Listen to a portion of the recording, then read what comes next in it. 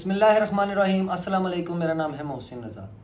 علم کا غرور یا شکر، جی ہاں، یہ موضوع نہ صرف آج کے انسان کے لیے اہم ہے بلکہ ہر اس دور کے انسان کے لیے رہنمائی کا سبب ہے جسے اللہ نے عقل، فہم اور شعور عطا فرمایا ہے۔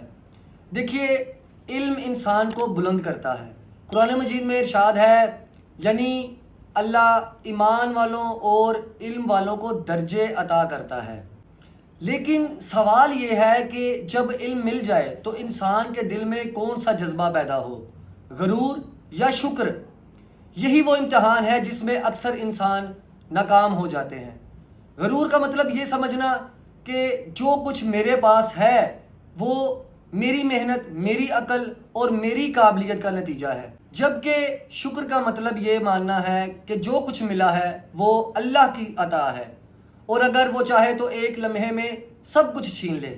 دین ہمیں یہ سکھاتا ہے کہ علم کا اصل مقصد اللہ کی پہچان ہے۔ اگر علم حاصل کرنے کے بعد انسان کے دل میں عاجزی نہ آئے، دوسروں کی خدمت کا جذبہ نہ بڑھے اور اللہ کے سامنے جھکنے کی کیفیت پیدا نہ ہو، تو سمجھ لیجئے کہ وہ علم اس کے لیے وبال بن گیا ہے۔ دوسری طرف اگر انسان شکر گزار ہو تو علم اس کے لیے روشنی بنتا ہے۔ شکر یہ ہے کہ بندہ علم کے ذریعے اپنے آپ کو پہچانے، اپنی اصلاح کرے، معاشرے کی بھلائی کے لیے اسے استعمال کرے اور تکبر کے بجائے خدمت اور خیر خواہی کو اپنا شعار بنائے۔ غرور انسان کو دوسروں کو حقیر سمجھنے پر مجبور کرتا ہے، لیکن شکر انسان کو عاجزی سکھاتا ہے۔ غرور کے نتیجے میں انسان اللہ کو بھول جاتا ہے، جبکہ شکر کے نتیجے میں انسان اللہ کے قریب ہو جاتا ہے۔ یہی وجہ ہے کہ شیطان بھی اپنے غرور کی وجہ سے قیامت تک اپنے گلے میں لعنت کا طوق لیے پھر رہا ہے اور خدا کی رحمت سے محروم ہو گیا۔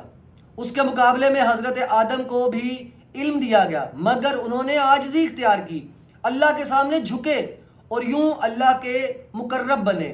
اگر ہم اپنی عملی زندگی میں دیکھیں تو آج بہت سے لوگ تعلیم پانے کے بعد دوسروں کو جاہل سمجھنے لگتے ہیں۔ وہ سمجھتے ہیں کہ بس عقل اور فہم صرف انہی کے پاس ہے۔ یہ رویہ نہ صرف اخلاقی زوال ہے بلکہ روحانی اندھیرا بھی ہے۔ اس کے برعکس کچھ لوگ ایسے بھی ہیں جو جتنا سیکھتے ہیں اتنا ہی اللہ کی قدرت اور اپنی کمزوری کو پہچانتے ہیں۔ ایسے لوگ شکر کے مقام پر ہوتے ہیں۔ شکر کی ایک صورت یہ بھی ہے کہ انسان علم کو دوسروں کے ساتھ بانٹے، کیونکہ مولا علی علیہ السلام کا فرمان ہے کہ علم افضل ہے کیونکہ یہ بانٹنے سے بڑھتا ہے اور دولت بانٹنے سے گھٹتی ہے۔ اگر اللہ نے کسی کو دین کا علم دیا ہے تو وہ اسے چھپائے نہیں بلکہ معاشرے کی اصلاح کے لیے استعمال کرے، اور اگر دنیاوی علم دیا ہے تو اس سے لوگوں کی زندگی آسان بنائے۔ یہی علم پر شکر ہے۔ یاد رکھیے، غرور انسان کو تنہائی اور محرومی کی طرف لے جاتا ہے، جبکہ شکر انسان کو اللہ کے قریب کر دیتا ہے۔ غرور میں انسان اپنے آپ کو بڑا سمجھتا ہے، لیکن شکر میں انسان اللہ کو بڑا مانتا ہے۔ غرور میں دل سخت ہو جاتا ہے، لیکن شکر میں دل نرم اور منور ہو جاتا ہے۔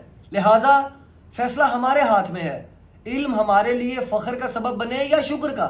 اگر ہم چاہتے ہیں کہ ہمارا علم ہمیں دنیا اور آخرت میں کامیاب کرے تو ہمیں ہر لمحہ اللہ کے سامنے جھکنا ہوگا اور یہ ماننا ہوگا کہ یہ سب کچھ اس کا فضل ہے۔